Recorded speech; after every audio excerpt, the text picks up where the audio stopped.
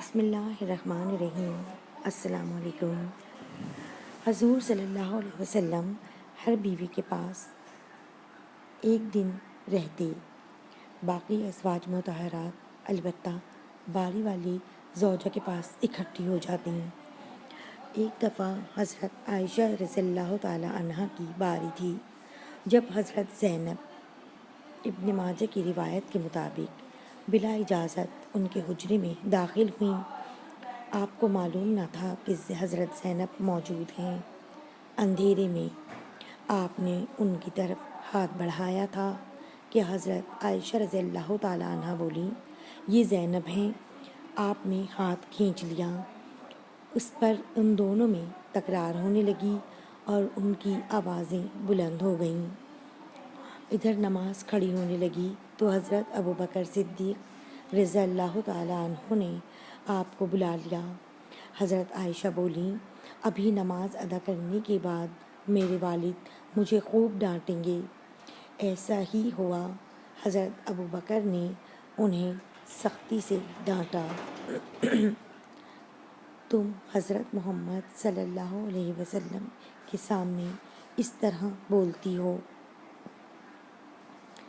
ایک بار رسول اللہ صلی اللہ علیہ وسلم حضرت عائشہ رضی اللہ تعالیٰ عنہ کے پاس آئے تو انہوں نے پوچھا، آج کہاں رہے؟ فرمایا، اے حمیرہ، ام سلمہ کے پاس تھا۔ کہا، ام سلمہ سے آپ کا جی نہیں بھرتا؟ مجھے بتائیں، اگر آپ ایک وادی کے دو کناروں پر اتریں، ایک سے گھاس چرا لی گئی ہو اور دوسرے کنارے پر کوئی گھاس کھانے والا نہ آیا ہو، آپ جانور کہاں چرانا چاہیں گے؟ فرمایا، وہ جس کا سبزہ چکھا نہ گیا ہو۔ میں آپ کی دوسری عورتوں کی طرح نہیں، میرے علاوہ ہر عورت دوسرے مرد کے پاس رہی ہے۔ حضور صلی اللہ علیہ وآلہ وسلم مسکرا دیے۔ شاہ روم مقوقس نے رسول اللہ صلی اللہ علیہ وسلم کو ایک قبطی باندی ہدیہ کی۔ حضرت عائشہ رضی اللہ تعالیٰ عنہ کہتی ہیں کہ وہ حاملہ ہوئی تو مجھے پریشانی لگ گئی۔ ابراہیم رضی اللہ تعالیٰ عنہ کی ولادت ہوئی، لیکن ماریہ کو دودھ نہ آتا تھا۔ آپ نے بچے کے لیے دودھ دینے والی بھیڑ خریدی، جس کا دودھ پی کر وہ موٹا اور سرخ و سفید ہو گیا۔ ایک دن آپ ابراہیم کو اپنی گردن پر اٹھا کر لائے اور پوچھا، عائشہ، بچے کی مجھ سے مشابہت کے بارے میں کیا خیال ہے؟ میں نے سوتاپی کی وجہ سے کہا، مجھے تو آپ سے کوئی مشابہت نظر نہیں آتی۔ فرمایا، بچے کی صحت کے بارے میں کیا کہتی ہو؟ میں نے کہا، جو بھیڑوں کا دودھ پیتا ہو وہ ایسے ہی ہوتا ہے۔ حضرت عائشہ رضی اللہ تعالیٰ عنہ فرماتی ہیں، میں ان عورتوں سے چڑھتی تھی جو اپنا آپ رسول اللہ صلی اللہ علیہ وسلم کو ہبہ کر دیتی تھیں۔ میں کہتی تھی، بھلا کوئی عورت اپنی تئیں ہبہ کر سکتی ہے؟ جب اللہ تعالیٰ نے یہ آیت اتاری، اے نبی، اپنی بیویوں میں سے جس کو چاہیں الگ رکھیں اور جسے چاہیں اپنے پاس رکھیں اور جسے چاہیں الگ کرنے کے بعد واپس بلا لیں، اس میں بھی کوئی حرج نہیں۔ تو میں نے کہا، مجھے لگتا ہے آپ کا رب آپ کی خواہش پوری کرنے میں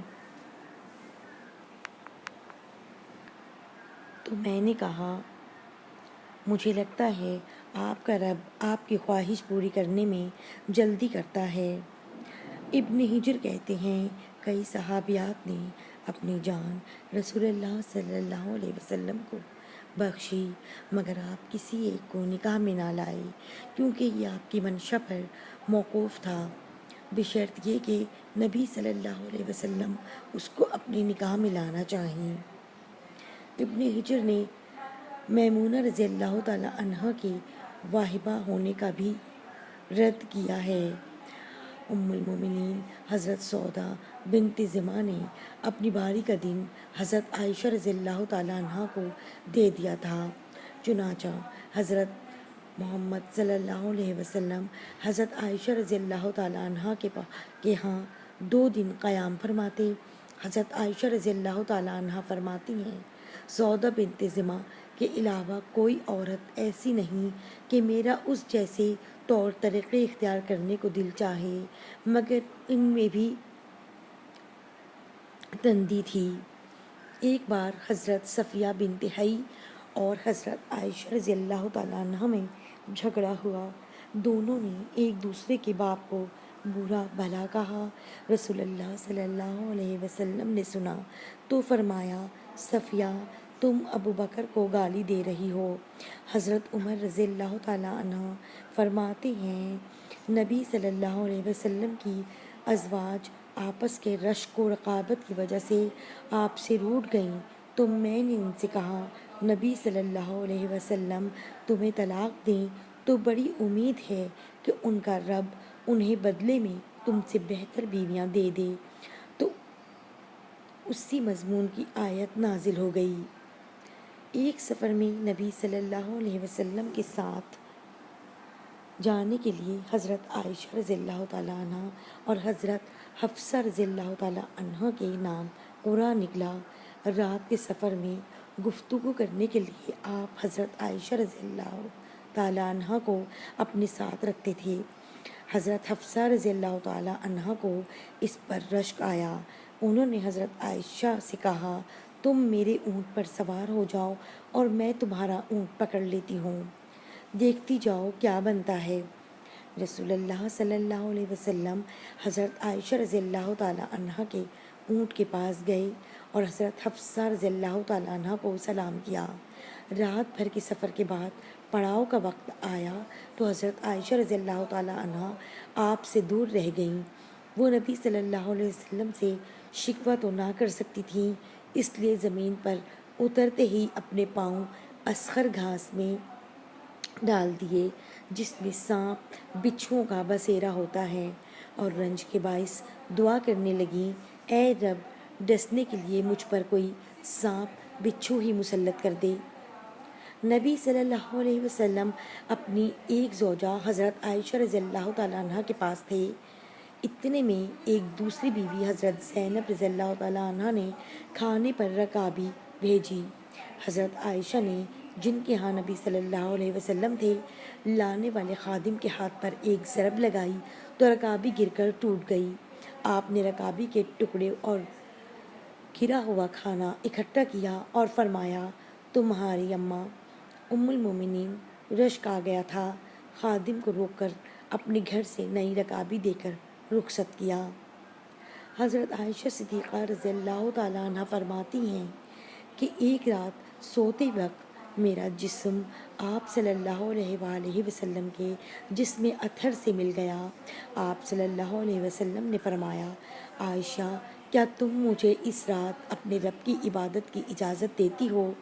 میں نے کہا، واللہ مجھے آپ کا قرب پسند ہے، تاہم میں آپ کی خواہش کو ترجیح دیتی ہوں۔ پھر آپ صلی اللہ علیہ وسلم نے قیام کیا اور رو رو کر قرآن پاک کی تلاوت کی، حتیٰ کہ آپ کے کندھے مبارک بھیگ گئے۔ پھر آپ صلی اللہ علیہ وسلم بیٹھ کر تلاوت کرتے رہے، حتیٰ کہ آپ کے پہلو آنسوؤں سے تر ہو گئے۔ پھر لیٹ کر تلاوت کی اور روتے رہے، حتیٰ کہ زمین تر ہو گئی۔ آپ صلی اللہ علیہ وسلم کے پاس جب حضرت بلال رضی اللہ تعالیٰ عنہ آئے تو انہوں نے کہا، یا رسول اللہ صلی اللہ علیہ وسلم، میرے ماں باپ آپ پر قربان، کیا اللہ تعالیٰ نے آپ کے آئندہ اور گزشتہ کے تمام گناہ معاف نہیں کر دیے؟ فرمایا، بلال پھر میں شکر گزار بندہ نہ بنوں؟ اللہ تعالیٰ نے مجھ پر اس رات یہ آیت نازل فرمائی، آسمان و زمین کی پیدائش میں، دن رات کی گردش میں اہل عقل کے لیے نشانیاں ہیں، جو اللہ کا ذکر کھڑے ہو بیٹھے لیٹے ہر حال میں بجا لاتے ہیں اور کہتے ہیں، اے ہمارے پروردگار، تو نے یہ سب کچھ باطل پیدا نہیں کیا، تو پاک ہے، ہمیں آگ کے عذاب سے نجات عطا فرما۔ اللہ پاک ہمیں دین کی سمجھ نصیب فرمائے اور ہمارا خاتمہ ایمان پر فرمائے، آمین ثم آمین۔